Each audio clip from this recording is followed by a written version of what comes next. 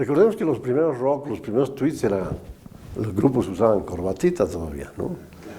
En cambio, la ruptura total vino después, ¿no? Entonces ya el uso del pelo largo, las camisas, todos estos colores, la minifalda. Yo recuerdo a mis compañeras todavía de falda muy larga, ¿no? En cambio después vino el hot pant, la minifalda, toda la liberación femenina. Fue un tiempo muy difícil, ¿no? Por la ruptura generacional. Pero al final fue venciendo, era tal la fuerza de la juventud. Yo diría por eso que no era homogéneo, ¿no? Por un lado había todo esto de la nueva ola musical y de la vestimenta, pero por otro lado había todo este deseo de radicalizar la revolución política y social, ¿no? Entonces a la larga no había mucha compatibilidad, ¿no? Por ejemplo, por un lado escuchaba mucho la música protesta, Benjo Cruz era la figura central, y por el otro lado era el rock.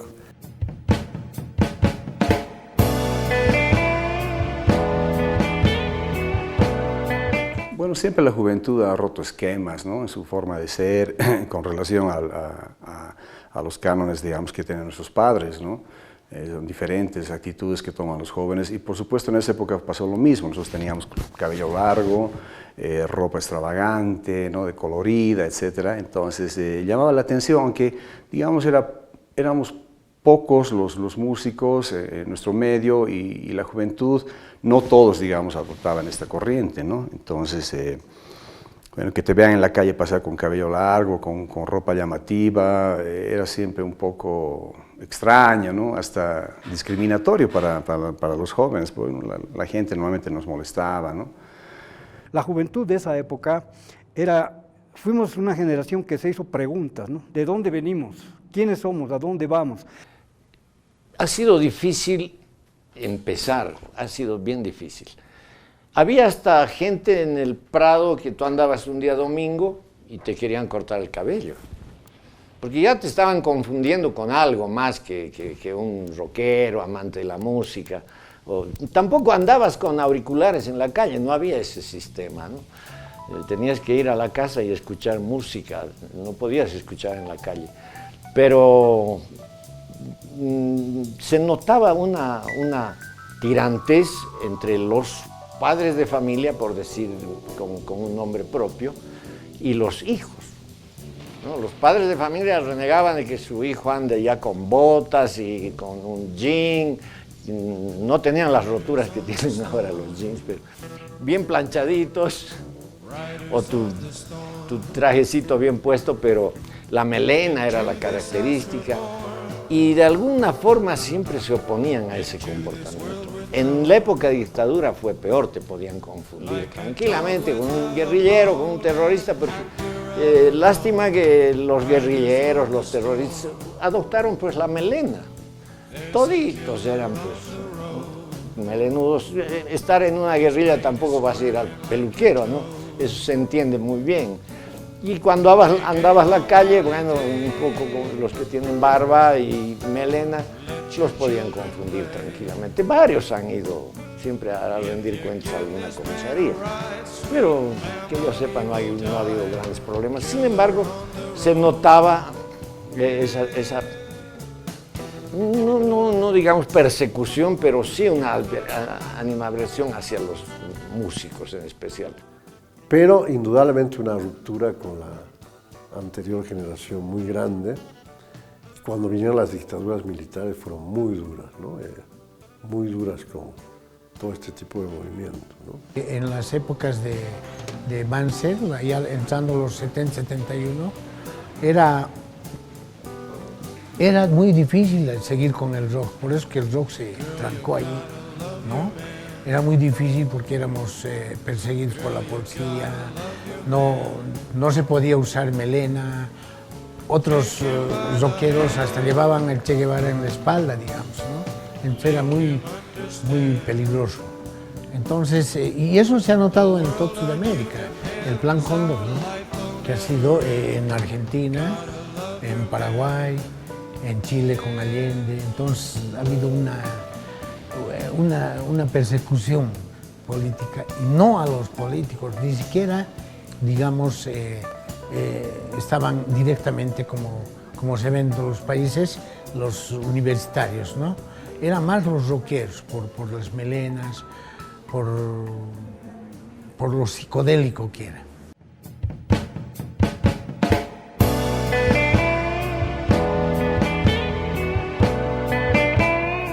A mí, por ejemplo, cuando todavía usaba el pelo largo, estaba en Chile, haciendo mi tesis de licenciatura sobre el mar, y justo me tocó el golpe de Allende. Cuando estaba entrando en el edificio, lo primero que me hicieron fue cortarme el pelo. Más bien tuve suerte de que no me llevaran Pero sí, era como un símbolo de a ver, hay que acabar con estos. El cabello era como un símbolo, ¿no? En la Argentina fue terrible eso, cuando aparecían los montoneros, todos podían ser confundidos, era grave.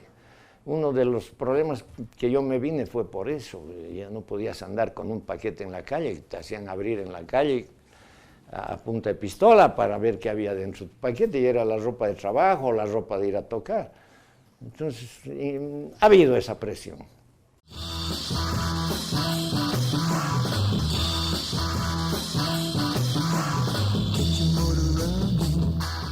Yo me acuerdo, tocamos en el club japonés,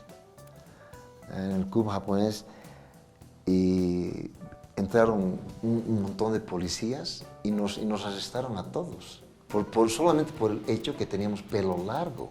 ¡Qué barbaridad!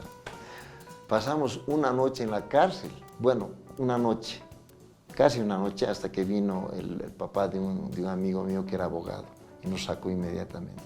Pero aún así a Álvaro le cortaron un mechón, así.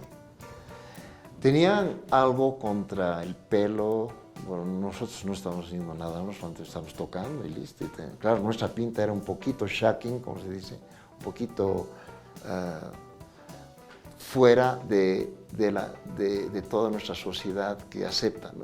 Era inaceptable, nuestros pelos hasta acá, flacos, claro, no, estábamos muy bien, ¿no?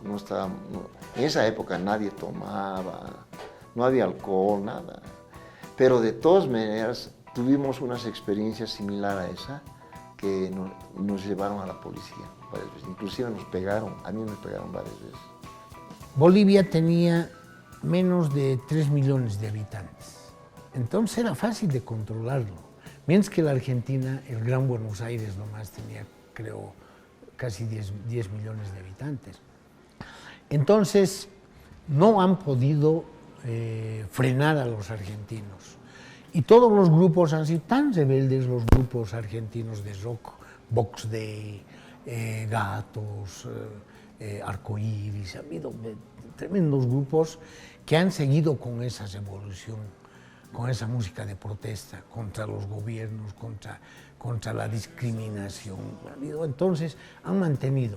Mientras que en Bolivia ha sido facilito frenar eso, ha sido muy fácil. Cuando el golpe de Banzer era prohibido llevar melenas, llevar una polera con un melenudo que es Jimi Hendrix, o el Che Guevara, que todo el mundo lo quería Che Guevara, ¿no? Entonces éramos perseguidos, nos agarraba la policía y nos recortaba. Muchas veces Ángelo, cuando había una gira por Villamontes, todos nos agarraron como guerrilleros, o sea, por melenudos nos tuvieron adentro, ¿sí? Y aquí varias veces nos agarraron, nos llevaron a la policía porque decían esto, son los chicos malos, maleantes, pero nos gustaba, y la música más que todo nos gustaba y gustaba a la juventud, eso era lo que nos animaba más que todo a seguir. ¿Dónde se hacía rock? Oruro, La Paz, parte Cochabamba, Santa Cruz no mucho, había un grupo, los Daltons, que eran más latinos, así como los Uns, como los Grills, ¿no? Grupos fuertes, Cochabamba, que era 50 de marzo.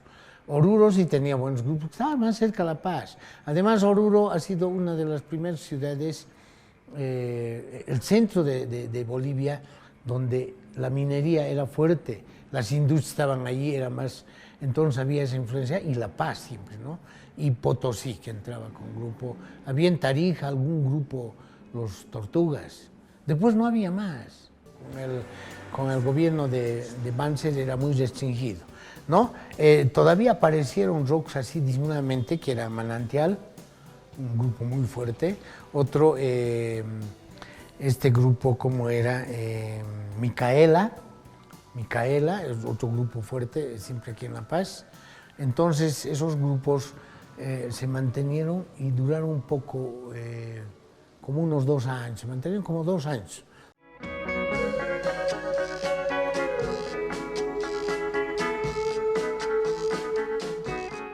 Y ha habido un grupo que nació el 73, 74, que han sido los Manantial. Yo creo que ese ha sido el grupo culmine del rock boliviano.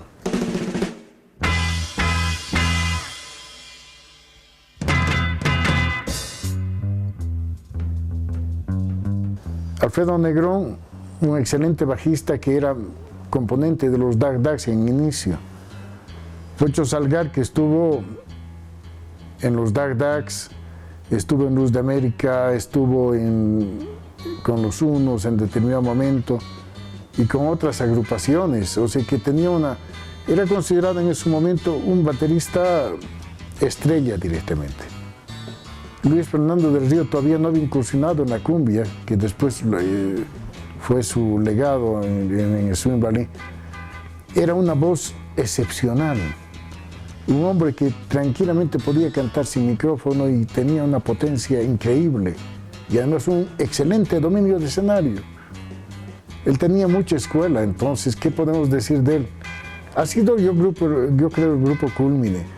Félix Chávez, una amplia trayectoria musical, no solamente en Bolivia, sino también en la Argentina.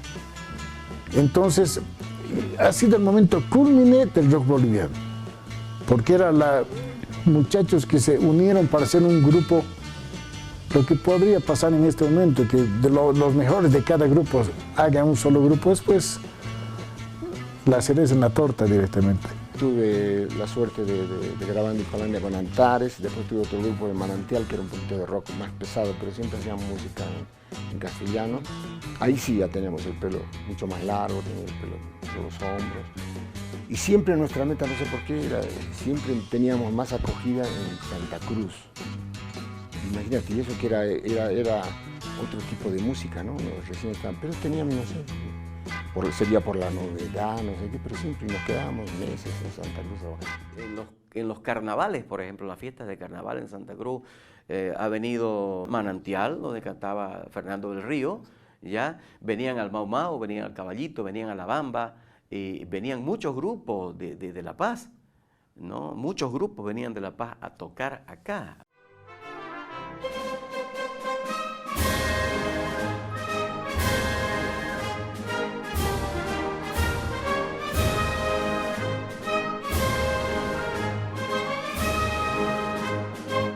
Los 70 se quedan ya en la memoria de toda la gente que vive en Bolivia, en especial en La Paz. Por los 70 marcaron, la puerta habíamos abierto con el rock and roll y viene el rock.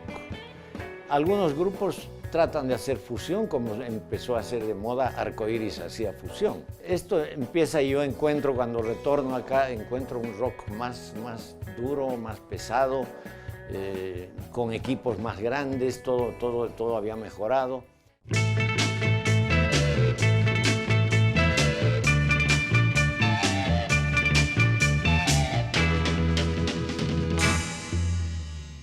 Empezó como un nuevo ritmo. El twist, por ejemplo, era el mismo rock del tipo Elvis Presley, etc. Sí, indudablemente en un género musical, pero no innovador, pero de ninguna manera rebelde como fue después. Estoy plenamente de acuerdo que la rebelión del rock y la vestimenta vino a partir de los Beatles, y inclusive los Beatles se quedaron cortos al lado de lo que vino después, ¿no? Un Jimi Hendrix o Joe Cocker, otros grupos mucho más fuertes, ¿no? Y aquí mismo, ¿no? los Climax que yo recuerde, ya era un rock mucho más heavy que... Me compré la batería el año 1967 y nos juntamos con algunos amigos que me presentaron a Félix Chávez, con quien toco ahora en los Loving Darks todavía, felizmente, y con mucho cariño. Y bueno, hicimos un grupo que se llamaba Turtles, pero como había otro grupo Turtles y estamos en Bolivia, bueno, nos rebautizaron con el nombre de los Tortugas. Y éramos Félix Chávez en la guitarra, Gilberto Martínez, Comori en el bajo y el cantante José Zapata en la guitarra rítmica. Y así empezamos debutando y tocamos nuestro debut fue junto a los Blackbirds y los Bonnie Boy Hots, que eran los mejores grupos. Y nos quedamos un tiempo con ellos y de esa manera Pepe y Javier se fijaron en mi persona y me invitaron a que yo forme parte de los Blackbirds, pero los fans de los Tortugas no querían y los fans de los Blackbirds tampoco. Finalmente Pepe y Javier tenían que viajar a Estados Unidos y me invitaron y de esa manera estuvimos con ellos en Denver. Bueno, el viaje a Estados Unidos, fuimos a la ciudad de Denver, Colorado, los tres, Álvaro, Pepe y yo. Ya nos habíamos juntado con Álvaro, que era un gran amigo nuestro en esa época, y teníamos las mismas metas, entonces viajar, empaparnos del movimiento, ya en esos años del Flower Power, ¿no? Estamos hablando del año 68. Entonces nos tocó ir en el momento más importante del Flower Power, ¿no? Y ver infinidad de bandas que nos influenciaron mucho, el movimiento, lógicamente el hipismo, que fue un shock para nosotros dentro de la formalidad en la que nos habíamos criado, ¿no? Esa época, en 1970, 69-70, era el abanico de la música. Nos empapamos de toda la corriente de Cream, Steppenwolf, Young Rascal, The Doors. Soft Machine, Vanilla Fudge. Muchos. Todos los que fueron la clave del Flower Power. Tuvimos oportunidad de ver 2 veces a Jimi Hendrix en vivo. En un colegio era un gimnasio, hermoso gimnasio, sin sillas, todos en el piso.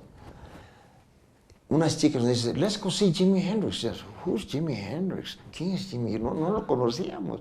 Changuitos, vamos ahí y era como ver a un guitarrista de Marte, un extraterrestre, porque el tipo era tan alto, era tan flaco y sus dedos eran así.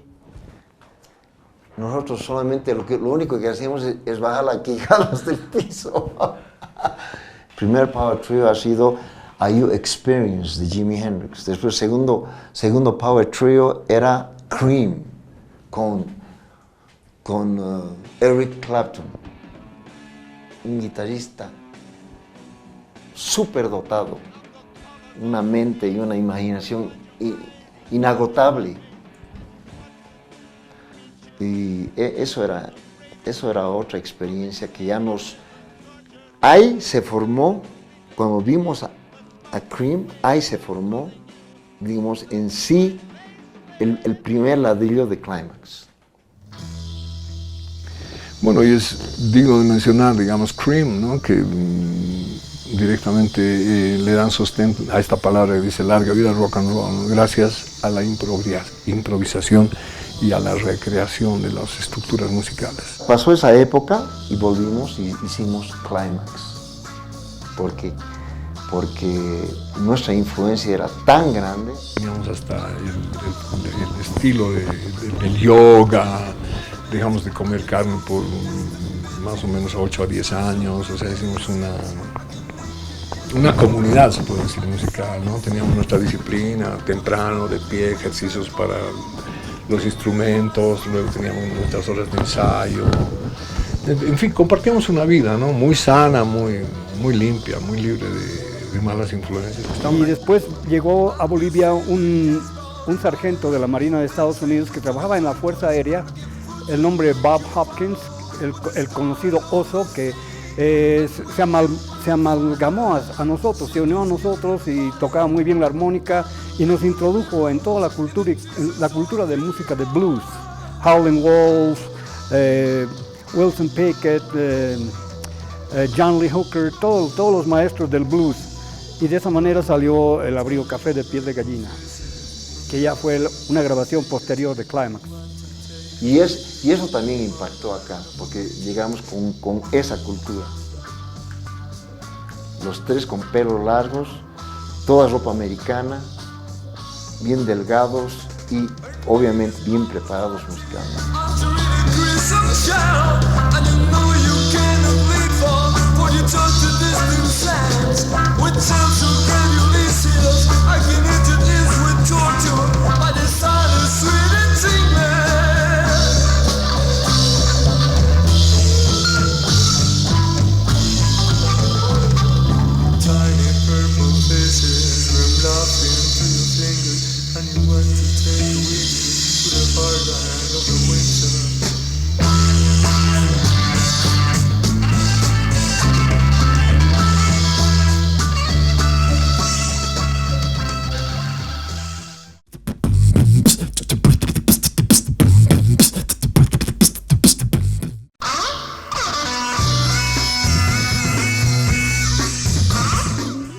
Lo que te puedo decir del rock es que, mira, una vez que los Ford acabó la etapa de los Forestar, hicimos el rock, porque ya había cambiado entró en nuestro país ya la música rock acá en nuestro medio, ¿no? El ambiente de la juventud, ¿no?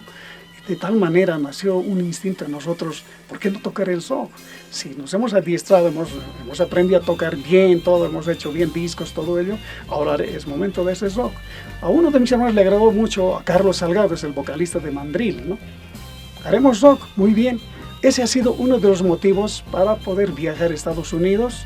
Fuimos con mi hermano René Salgado a Estados Unidos, hemos ido a Hollywood, hemos ido a la fábrica Fender, Fullerton, hemos entrado a la fábrica Fender. Mis ojos han visto estos equipos, estas guitarras, cómo fabrican allá en Estados Unidos. Pero allá en la fábrica no nos querían vender los instrumentos, porque como nosotros hemos ido a comprar, por decirte, 1 o 2 instrumentos, allá no distribuyen en Estados Unidos a todas las tiendas, ¿no? Nos dijeron, no, acá no se vende. Vayan a Hollywood, allá en las tiendas, cómprenlo allí. Es ahí donde encontré estas Jaguar, me traje de allá, para tocar la música que ya nos estaba entrando ya de corazón, ¿no? Como decirte, el rock, ¿no? Y para tocar acá, en la ciudad de La Paz, en las fogatas, enfrentados con otro grupo, teníamos que tocarlo bienísimo las músicas.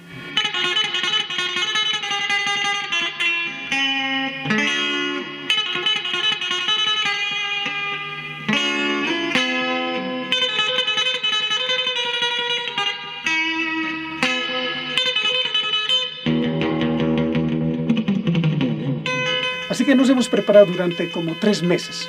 Una vez que llegamos acá a Bolivia, ensayamos 3 meses, nos hemos dedicado plenamente a la música rock, ¿ya? Y luego hicimos el concierto en el Teatro Princesa. Creo que la primera vez que un grupo boliviano hizo un concierto. Luego se presentó el día del concierto. Había mucha gente. Hemos tocado tal como han hecho los discos de Deep Purple, solo de batería, solo de guitarra, hasta de bajo, la voz de mi hermano, así. Una cosa bonita, nos fue bien, bastante bien. Eso es lo que yo he apreciado de esa época del rock. Lo que nos llamó la atención ha sido la música para poder portar la melena. Hasta ahora me gusta a mí estar así, con ese look.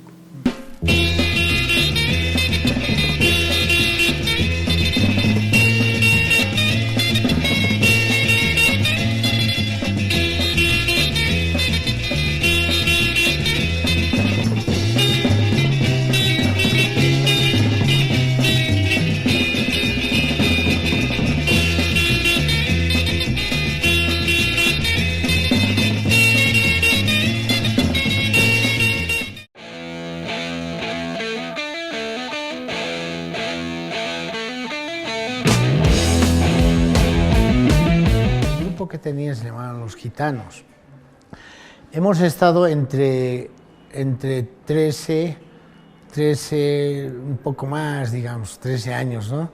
Incluso yo me pasé al bajo, porque yo esto voy a hablar con todo orgullo. Javier Saldías ha sido mi ídolo. Lo iba a ver, solo a ver. Las fiestas empezaban, digamos, 3 de la tarde hasta las 7, 8 de la noche, ¿no? Entonces, yo vivía con mis tíos. A mis primitos que eran pequeños los llevaba al cine, los dejaba ahí y me iba a la fiesta. Entonces, antes de que termine el cine, ya me aparecía, los recogía. Yo les tenía que enseñar para decirles que tenemos que ir al cine y que no me he salido, ¿no? Entonces, era por ir a ver a los grupos de rock. Y había crecido el movimiento musical. Pese a que hubo una temporada en que los conjuntos empezaron a ir abajo porque no había dónde tocar. Los padres de familia ya no querían que se toquen las casas. Por X razón, siempre alguien se llevaba un cenicero, se llevaban la cortina. Un día vi que la máquina de afeitar empezó a perderse las casas. Entonces la gente ya no quería hacer fiestas en sus casas. Y optaron en ese caso ya por aparecer lugares donde tocar. Habían locales, el Club Japonés, el Disco Estudio aquí por la San Francisco, donde había rock, el Club Ferroviario en la plaza, ¿no?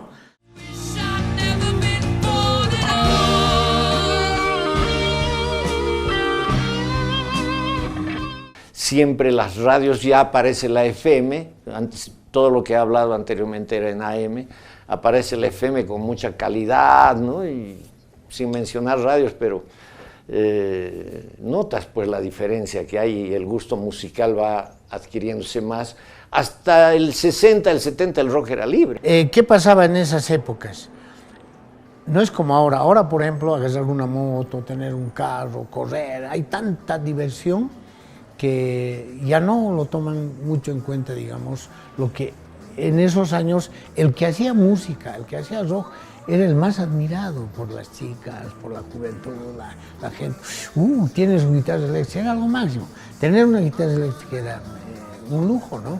Entonces, todo el mundo, toda la juventud querían hacer música.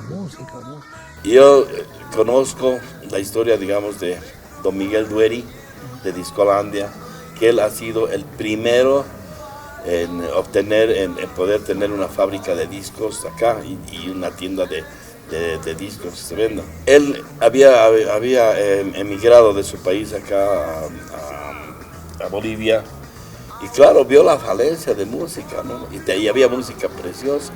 Entonces él se interesó en importar la música, lógicamente desde la Argentina. Para grabar un disco era mucha exigencia. Uno tenía que tener festivales ganados, tenía que salir en periódicos, una documentación, ¿no? Tener un currículum. Entonces era muy difícil. Entrar a Discolandia y aparte era carísimo. Entonces no era fácil grabar un disco. Entonces los que podían grababan.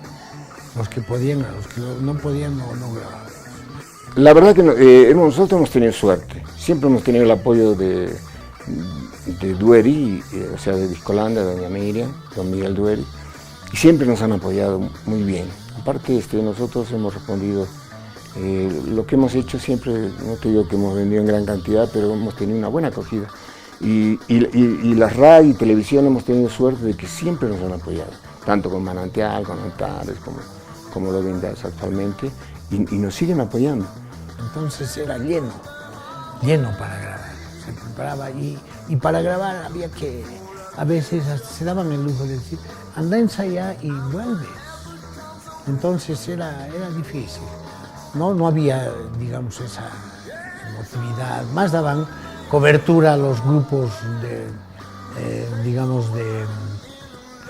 de boleros, pues ni siquiera a lo nacional era criticado. Porque ahora a los grupos nuevos yo sé que inclusive tienen que pagar un costo para que los difundan. Y han habido pocos sellos en nuestro país, ¿no? Y la verdad, el primer disco que hicimos nosotros fue con el sello Eriva, que era un sello que no tenía, digamos, mucha aceptación en el ambiente nacional, pero ellos nos dieron la oportunidad de grabar un long play de música rock y fue un éxito. Pero como era una incógnita, no se sabía si iba a ser un éxito o no, entonces no hubo un buen rédito económico, digamos, ¿no? En la segunda etapa de Guara, ya con los primeros discos en Discolandia, hubo mucho éxito, se vendieron muchas placas discográficas, pero éramos muy jóvenes y nuestros contratos realmente con las casas discográficas eran leoninos, ¿no? O sea, la empresa Discolandia, cuando una vez que hicimos el Clímax y nos fuimos del país nuevamente, la cumbia entró a Bolivia y unos cochabambinos se pusieron Clímax. Y lo que más me molesta es que sabiendo, conociéndonos, la empresa Discolandia, no hicieron nada para defender. No, este nombre ya está usado, es tal y tal y tal. Y además está registrado. Yo no podía creer que han podido permitir a un nivel legal, a un nivel así a la abierta. Y eso ha sido para mí, lamentablemente, nadie ha podido hacer nada. Pero las personas que saben quiénes son Clímax, ¿no?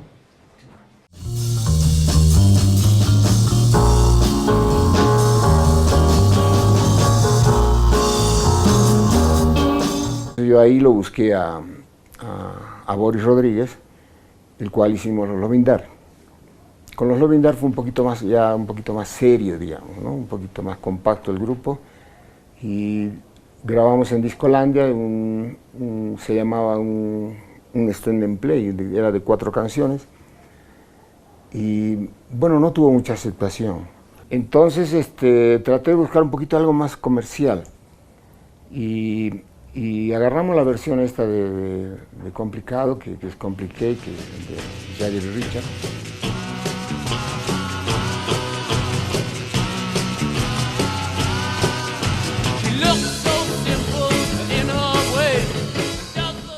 Le variamos un poquito el ritmo y yo le puse una letra en castellano. Bueno, grabamos y en pocas semanas fue un éxito total en todo el país. Hicimos varios discos con temas nuestros, aunque el éxito que hasta ahora lo sostiene este grupo es el Complicado, que es un tema adaptado de los Rolling Stones, ¿no? Eso siempre lo hemos dicho. Alguien dijo que era autoría propia, no. La letra sí, la letra y la adaptación musical fue una ocurrencia que cuando tú haces algo no piensas que vas a tener aplausos por todos lados, ¿no?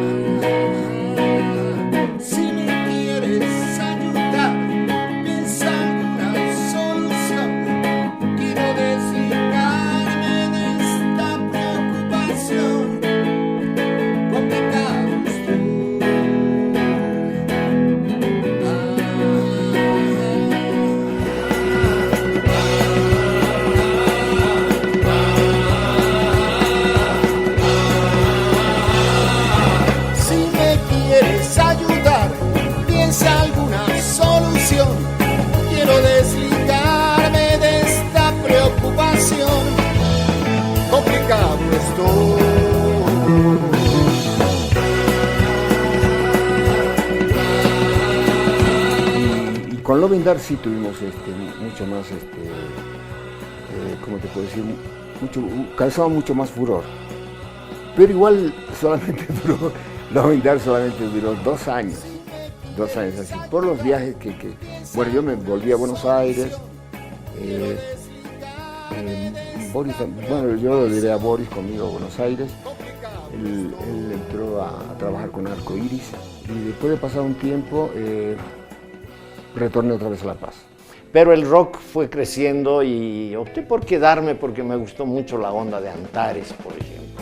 Antares fue un grupo que duró poco, pero todo era una propuesta nueva. A ver, los jóvenes ya estamos con Deep Purple, Jimi Hendrix, Beatles, Rolling Stones. Veremos algo nuevo y como experimentadores en hacer temas nos fue bastante bien con Antares. Ese grupo tenía una característica de que eran pura composiciones, solamente tocábamos, no tocábamos ni un cover ni nada.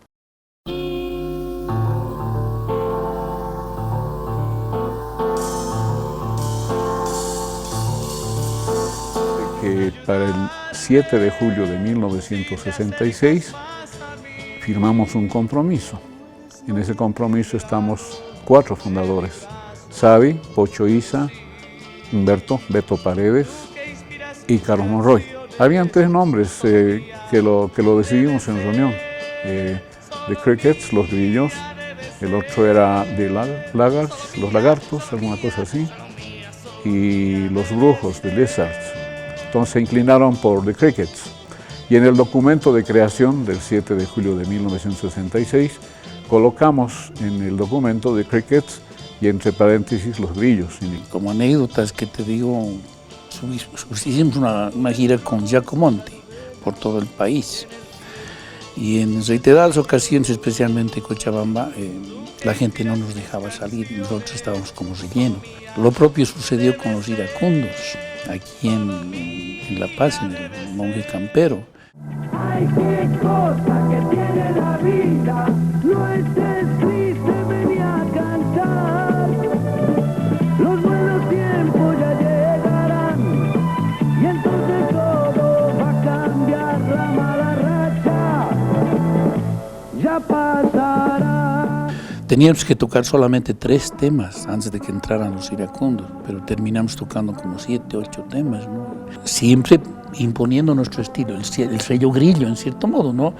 Porque nuestras características al momento de tocar eran únicas. Entonces creo que hemos hecho muy buena labor, hemos ayudado muchísimo a que la música moderna, digamos, se instale, digamos, por lo menos en Sudamérica, ¿no?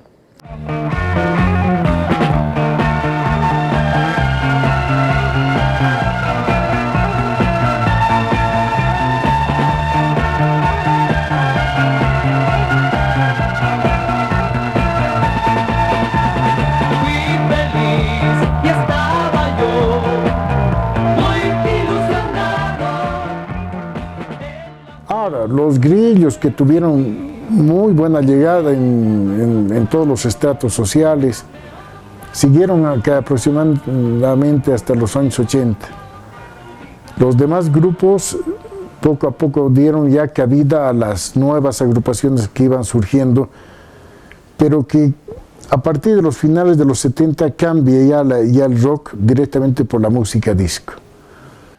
Corremos los años con ese rock, pero con la melancolía de que el rock que habíamos pasado del 70 al 60 era lo mejor y era una semilla muy grande.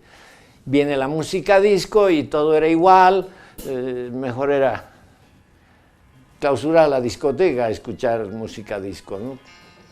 Entonces ahí se va distorsionando un poco la música y empezaron a aparecer nuevos géneros musicales que, bueno, hoy por hoy pues sabemos lo que está dominando. Pero viene la competencia con la música disco. La música disco es solo música disco, no es rock. Entonces alguien va a decir que yo estoy equivocado, pero los conceptos son muy similares. El problema es que el conjunto tiene que destacarse en algo, ver su virtuosismo de guitarristas, todo, pero no había dónde tocar. En realidad, ¿qué podemos decir de la música disco? La música disco era simplemente sonido y ritmo, nada más. Muy pocas cosas buenas podemos rescatar de la música disco.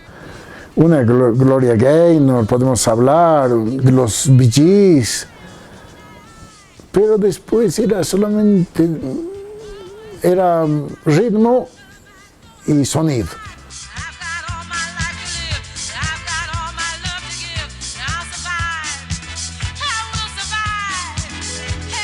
Que lo que pasa es que ha habido un corte, ¿no? Después de los años 70, más o menos, el rock ha estado hasta los 75, 76, y después ya ingresó, digamos, en el ambiente la moda pop, el disco. Entonces los grupos de rock empezaron a desaparecer porque el medio que utilizaban los grupos de rock para tocar y difundir su música eran las fiestas juveniles. Entonces, por entonces no había discotecas, entonces los colegios organizaban sus fiestas, invitaban a los grupos de moda y se hacían grandes fogatas, etcétera, ¿no? Pero cuando llegó la época ya del disco, cambió en la década de los 80, ¿no? La gente ya, empezaron a haber discotecas en La Paz, en las ciudades, la gente ya se volcó a las discotecas, la moda cambió, siguió un poco la onda de John Travolta, de los Bee Gees, de Grease, de toda esa onda, entonces el rock bajó. Pero la esencia boliviana estuvo marcada directamente por aquellos muchachos pioneros del rock boliviano que empezaron también a componer. Y grupos muy importantes nacieron justamente en los 70s. Después los Grillos estaban vigentes, los Loving Darks estuvieron hasta finales de los 80, para después de aparecer ya con nuevos integrantes. Los Climax estaban muy bien situados, los Signos, un grupo más de esencia en español. Bueno, y otros grupos que ya los Blackbird ya no existían, los Bonnie Boy Hot tampoco, los Brujos tuvieron muy corta esencia musical, los Dark Darks ya no existían, Luz de América incursionó en los años 70 y realmente fue una gran revelación. Un grupo que, bueno, pues que supo adaptar la música disco para incorporarla a nuestro medio. En el rock hay mucha más libertad, en el disco había una cierta, no sé, mostrar más la apariencia, los pasitos, las poses, ¿no? Tal vez ese lado no me agradó mucho de la música disco. Fashion, ¿no? Un poco más elegante. Yo creo que es una especulación comercial, ¿no? Del ritmo, la parafernalia de la música disco, ¿no? Era un disfraz que creo que lo hemos llevado siempre. El artista siempre tiene que mostrar algo de elegancia o su personalidad, como sea, ¿no? Y la gente obviamente se basa en lo que está de moda para vestirse, ¿no? Los atuendos que están de moda para vestirse, llevan estas camisas estampadas de Miami, los perfumes inclusive, los Jovan, me recuerdo bien, el perfume Jovan que acompañaba con la vestimenta de John Travolta y cosas por el estilo. Y bueno, los lugares de fiesta, ya en ese entonces estaban los tajivos. El Hotel Los Tajivos, según el crecimiento que tenía Santa Cruz, el club social donde ya se hacían las fiestas de 15 años, donde la juventud le gustaba esta música.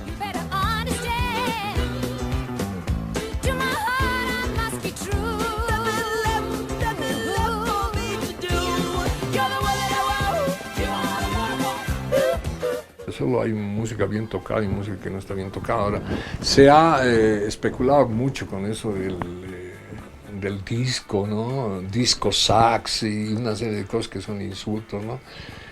Hay bandas increíbles de música disco, ¿no? Ahí tienes Earth, Wind and Fire, por ejemplo. ¿Qué puedes decir de una banda de fusión de esa naturaleza, ¿no?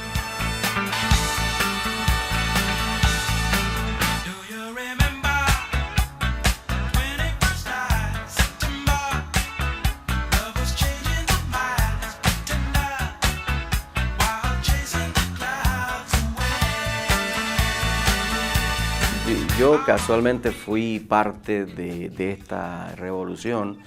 El año 75 fui parte del nacimiento de un grupo que se llamó Biafra. En fin, formamos un grupo que en primera instancia se llamó Viva María, en reconocimiento a que un local de Caíto Flores se nació con el nombre de Viva María, por acá por la Ramada, el mercado de la Ramada, y nos contrató a este grupo para que toquemos. Inclusive ahí vino Gloria Gaynor y la acompañamos a Gloria Gaynor. Fuimos parte de su orquesta y de ahí ya terminó esa secuencia y formamos el grupo Biafra con esa base del grupo Viva María. ¿Ya? Y bueno, de ahí ya se puso de moda todo lo que es la música disco. En las discotecas se bailaba mucho música disco y nació ya desde que nosotros, un grupo conformado por músicos renombrados acá, armemos y seamos los pioneros de tocar música disco. En quinceañeros, matrimonios, a la gente le gustaba en general esa música, porque entró muy fuerte la música disco a Santa Cruz y a Bolivia en pleno.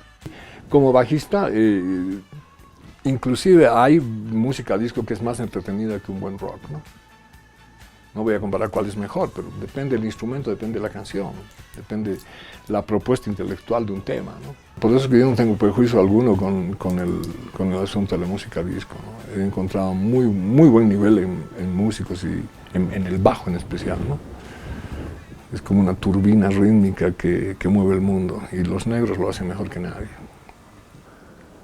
Que empezó a gustar a mucha gente, sí, efectivamente, pero por eso también tuvo muy poco tiempo de duración, porque después de la música disco ya empezaron a llegar otras propuestas musicales, mientras que el rock hasta hoy pervive. Hasta el 60, el 70 el rock era libre, ahí no hablabas de metal, de dark rock, de tantas derivaciones que le ponen nombres ahora tan graciosos, ¿no? Rock oscuro. En ese tiempo no había eso. Los Beatles tienen ese gusto de ser libres, hicieron el rock que quisieron y de un tema al otro varían. Los Rolling igual, no hablan de heavy, de metal, de esto. Yo con la batería siempre me da el gusto de hacer buen rock. Entonces, y el rock que me gusta, no a un nivel personal, pero que entre los músicos que andamos nos gusta tal tema y lo tocamos con gusto, no por obligación.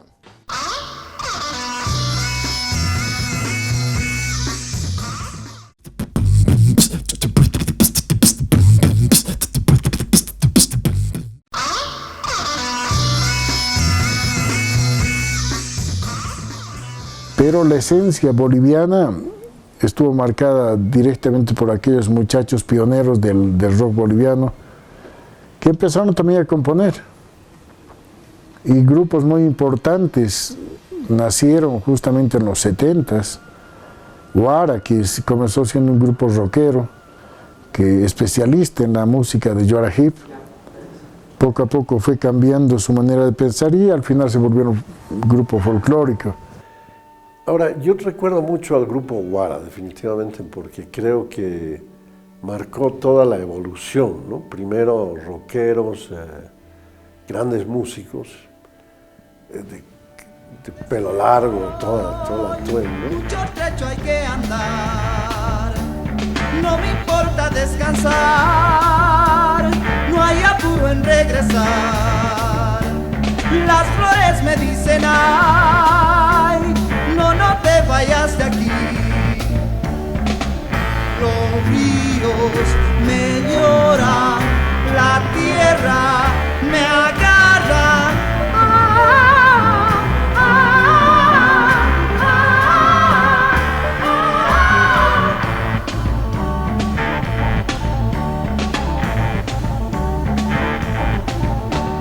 No me acongojes más, si ya tengo que partir.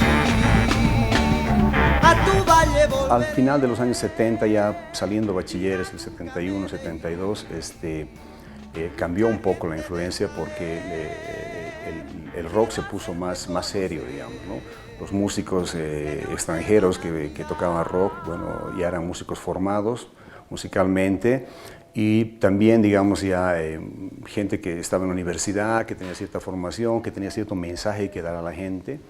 Y ese rock influenció en nosotros, porque nosotros estábamos por los 16, 17 años y grupos como Uriah Heep, Deep Purple, Santana, King Crimson, ¿no? Y un poco antes los Beatles fueron los grupos que más influenciaron, digamos, a nuestra formación musical, personalmente en la mía. Y es así que el año 70 empiezo yo a tocar con mi primer grupo, ¿no? Y copiando, obviamente, haciendo covers de estos grupos, de Deep Purple, de Jimi Hendrix, de Cream, todos esos grupos que estaban de moda por entonces. Y mi ideal era pues la Argentina, y me lancé hasta Buenos Aires, y allí me empapé de la música en ese tiempo, Arcoiris, Pescados Rabiosos, la Cofradía de la Luz Solar, conocí a Tito Mestre, lo conocí a Lito Nebbia, a Los Gatos, a Pajaritos Aguri, bueno, a Spinetta, y al venirme acá me conocí con Omar León. Vine aquí y dije, no, pues, ¿para qué voy a volverme allá a Argentina? Si aquí lo tengo todo, y ya tengo las ideas hechas, y lo puedo hacer con mi propia gente. Y eso es lo que hicimos con Omar. De ahí nació Tabú, eran netamente covers lo que hacíamos. Música de Deep Purple, música de Uriah Heep, música de Led Zeppelin, de Black Sabbath, The Doors, etcétera, ¿no? Comenzó a sobresalir el grupo de una manera fantástica.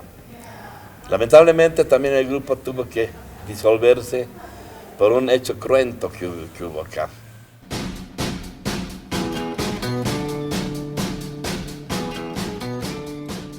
El cine en sí tiene tanta influencia porque el modo de vestir tú veías en el cine, ¿no? Cuando aparece Easy Rider con su moto modificada, un gran rockero, Busco mi destino, el título de la película, todos queríamos vestir igual con pañoleta y su moto modificada.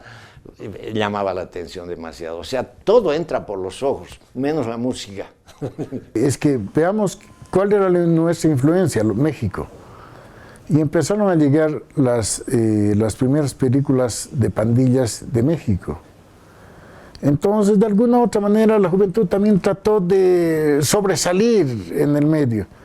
Sí, hubo pandillas, sin duda alguna. Algunas muy dañinas a la sociedad y otras no tanto. Sí, efectivamente, de ellos, pero no voy a hablar. Porque eran grupos marginales directamente de personas. Que sí, ahora, hoy por hoy, pues son excelentes profesionales, son muy buenas personas, excelente.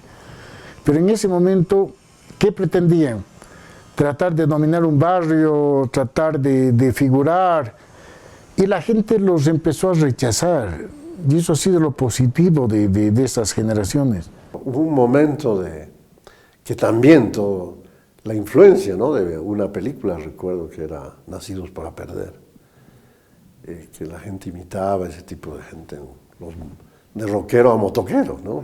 Pero no el motoquero tranquilo que viaja por el mundo, sino motoquero de la violencia, ¿no? Y hubo también circunstancias como la aparición de grupos vinculados a estos movimientos de pelo largo, etcétera, pero ya más dedicados a un tipo de violencia, ¿no?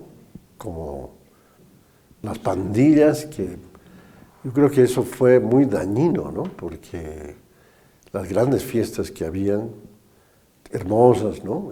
Comenzaron a volverse fiestas de pánico, ¿no? Porque cuando llegaba un grupo de estos, escupían, me recuerdo, pedacitos de navajas, ¿no? Entonces uno se hacía así, salía con sangre, y terminó muy trágicamente, ¿no?, con la muerte de la marquesa, y ahí como que un poco se detuvo todo esto. Compramos la primera batería de los Marqueses, de Freddy Marqués, cuando vivía la hermana, la señora Miriam, creo, si no me equivoco. Compramos de ellos, era una batería con juego de luces, y ahí lo dibujan los Forestar. ¿Ya? Entonces yo los conocí a ellos, incluso el castillo llegué a conocer, los Marqués. Ahí compramos, ahí la conocí a la señorita Miriam, ¿ya? Entonces, pero yo los veía tranquilo, toda mi trayectoria en rock, ¿no? Nunca he tenido problemas con nadie, no ha habido con los grupos problemas. El año 71 hubo unos carnavales acá en La Paz, firmamos un contrato con el grupo de calambeques y marqueses de esa época. Esas épocas de los marqueses y calambeques son clásicas por acá, y creo que ustedes las conocen también. Y eso era en la tarde, desde las 2 de la tarde hasta las 7 de la noche. Tocábamos el martes, miércoles, viernes y sábado. El mismo contrato hicimos con otro grupo de San Pedro, ¿saben? Que se llamaba San Pedro 71, creo que era, y los Tigres de San Pedro. Pero con ellos hicimos los contratos igualmente de martes, miércoles, viernes y sábado, a partir de las 8 de la noche hasta las 12:30 en Senapia. Entonces, nosotros tocábamos desde las 2 de la tarde hasta las 7 en la calle Murillo con los marqueses y calambeques. Y a las 8 de la noche ya estábamos tocando en Sanafi para Los Tigres y San Pedro 71. El último día terminamos de actuar para los Calambeques y Marqueses y no se quedaron conformes, pues. Era el último día de carnavales, ¿no? Llegamos a Senafi, armamos nuestro equipo, estábamos tocando y se vienen detrás de nosotros Marqueses y Calambeques. No los dejaron entrar, hicieron bulla. La hija, la hermana de Javier Márquez y de Freddy Márquez, que eran los cabecillas, que era muy preciosa esta chica, ¿no? Entró al lugar y como no la dejaron entrar, estaban de moda las botas también, ¿no? Y de un tacazo pues metió la puerta, que era de puro vidrio, y destrozó los vidrios y se entró ella. Entonces hubo alteración, no faltó una persona, que siempre tiene que haber algo que empañe todo esto, que había tenido un revólver. Me dijo, no entren porque los voy a matar. Y Freddy Márquez entró, pero ya su hermana Miriam ya había estado ahí con las chicas dentro. Porque las chicas, claro, imposible que las toquen, ¿no? Pero Freddy Márquez entró, el otro le apuntó y le disparó. Antes de que le llegue el impacto, la hermana Miriam se metió en medio de ellos y ella recibió el impacto. Y murió. Y no solamente eso, sino que las mujeres, como pandillas, la acuchillaron. Entonces murió la muchacha en medio de la fiesta. ¿Qué nos quedaba a nosotros? Desarmar nuestros equipos y escapar. Salir volando, no teníamos nada que ver. Pese a todo ello, dijeron que nosotros fuimos los causantes de este desastre por haber firmado 2 contratos. Pero también se estableció que los contratos no eran en el mismo horario, eran diferentes, ¿no? Sin embargo, fuimos perseguidos. En ese tiempo, los marqueses eran, digamos, los paramilitares de Banzer, de Hugo Banzer, que estaba de presidente, de dictador en esa época en el país. Entonces ellos utilizaban estos jeeps, los Blancanieves, y tenían pues permiso para portar armas. Y nos las juraron. Fueron a buscarnos a nuestras casas, nos esperaban en las esquinas de nuestras casas para salir, apenas salir, dispararnos, ¿no? O sea, esa era la intención. ¿Qué hicimos nosotros? Salir de nuestras casas de ocultas, alquilarnos un departamento en un lugar y comenzamos a convivir juntos durante una cosa de unos 6 meses. Y mientras tanto nosotros nos dedicamos a ensayar y a ensayar y a ensayar y a ensayar. Y ahí nos dimos cuenta de tantas cosas, de cómo nosotros, ciudadanos, hijitos de papá, vivíamos chochos y felices, sin ninguna responsabilidad en realidad. Y mientras tanto a nuestro alrededor había una pobreza franciscana tremenda.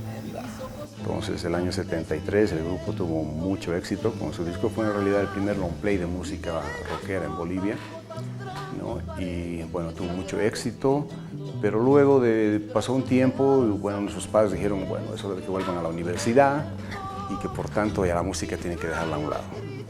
Entonces el grupo se disolvió y bueno, cada uno siguió en la universidad, los demás igual, en sus carreras, en el conservatorio, etc. Pero ya el año 75, con mucho más criterio musical, mucha más formación, decidimos incursionar en la música nacional misma. Y es así que el año 75 ya Guara saca su primer disco de música fusión misma, ¿no? Porque fusionaba instrumentos contemporáneos y también de europeos como la guitarra española con los instrumentos autóctonos bolivianos, y es así que lanzamos el álbum Maya y obviamente también con cierto mensaje musical que reivindicaba la cultura nacional. Y también fue un disco que marcó mucho éxito y marcó, digamos, el estilo de Huaras de estos años, ¿no?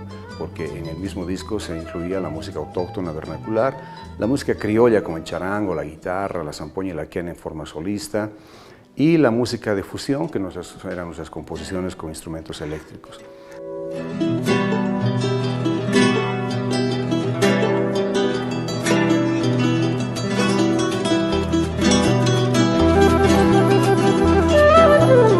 Las montañas te vieron nacer, el Illimani tu cuna meció, y la cantuta su alma te dio, Collita tenías que ser.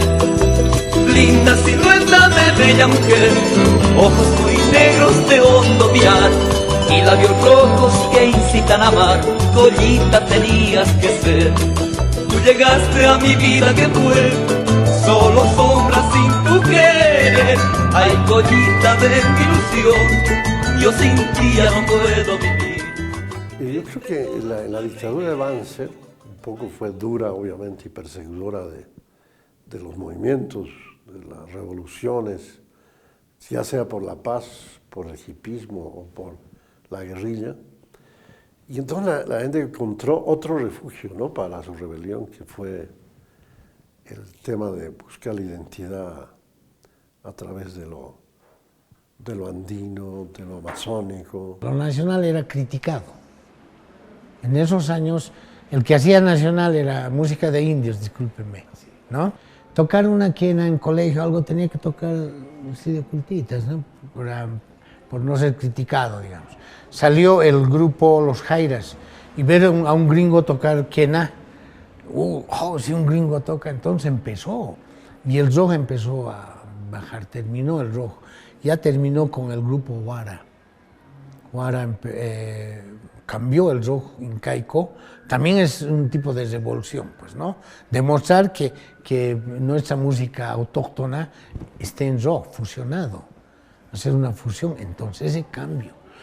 Fue una época bastante especial. Era difícil, ¿no? No era fácil, digamos, ser músico por entonces, ¿no? Incluso con el mensaje que tenía Huara de reivindicación hacia el campesino boliviano, hacia la cultura boliviana, peor todavía porque estábamos en un régimen dictatorial, ¿no? Entonces, no fue nada fácil, pero de todos modos igual lo hicimos, y la juventud especialmente asimiló esto. Ya se empezó a poner de moda, digamos, el vestir chompas de alpaca, ¿no? Llevar la chuspita, ese tipo o vestir alguna vez unos yuchus, ¿no? Entonces eso ya se empezó a poner de moda el año 75 más o menos, ¿no? Y ahí grupos como Huara se transformaron en grupos más bien folclóricos, ¿no? No folclóricos autóctonos, ¿no? Con mucha fusión, donde el rock influyó, la guitarra eléctrica, por supuesto, ¿no? Mezclada con la zampoña, y eso prendió muy fuerte, ¿no? Pero en todo caso eso no quita que otras salidas de la música del rock boliviano, o que los clímax sigan con su mismo ritmo, claro, adecuado a los últimos tiempos, también es valioso, ¿no? Porque se conservaron en su forma de interpretar el rock. Pero a mi modo de ver, reflejaba lo que nos ha pasado a muchos, ¿no? La transición del rock al folclore. Los Huara creo que jugaron un rol muy importante.